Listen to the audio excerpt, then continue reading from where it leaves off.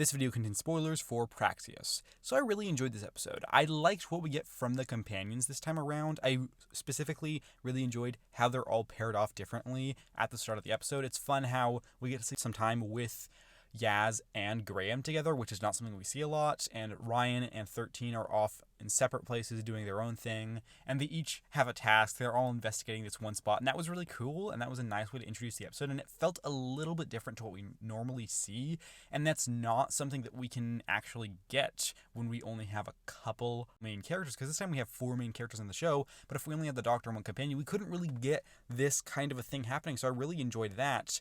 And also, I liked how microplastics were used in this episode.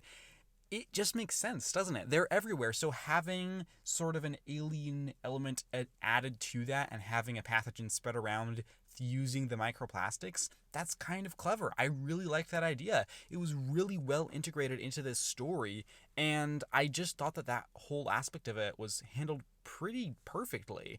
And ultimately, there's nothing particularly fantastic about the story, but there's so much that I did enjoy that I came out of it really happy. One thing that I'm not entirely sold on is 13 in this episode, and I loved her last episode.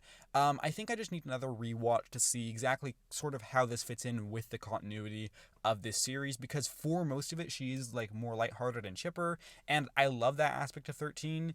But I don't know if there was enough of the baggage from previous episodes in this one. But maybe this was just a little bit more of a distraction from the overall ongoings of this series. I'm not really sure entirely how I feel about that aspect, but I'll let you know later.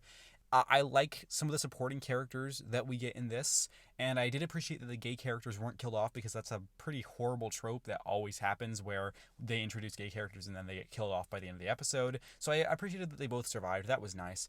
And yeah, ultimately this was just a fun episode, and I really enjoyed it, and I thought that the themes were really well integrated, and how microplastics were used and how that was relevant to our world and things going on, and it was just a smart way to incorporate that whole alien element into this, and you can kind of figure out where the episode was going pretty early on, but it's still a lot of fun even if you can tell where it's going, and it's probably even more fun if you can't figure out where it's going. But you know, they give you a lot. They show you all this plastic and stuff, and they show you these birds falling from the sky, and it's not hard to really put these pieces together, and that's not an issue with the episode. It's just one thing that, you know, wasn't ultimately surprising that at the end of it, oh, this is about plastics. But of course it is. I mean, they made a huge emphasis on it, so it wasn't ultimately that surprising. But yeah, on the whole, I enjoyed this episode. I can't wait for the next one, and I'll bring you my review later this week. But before that, I will have a review for Fugitive of the Judoon.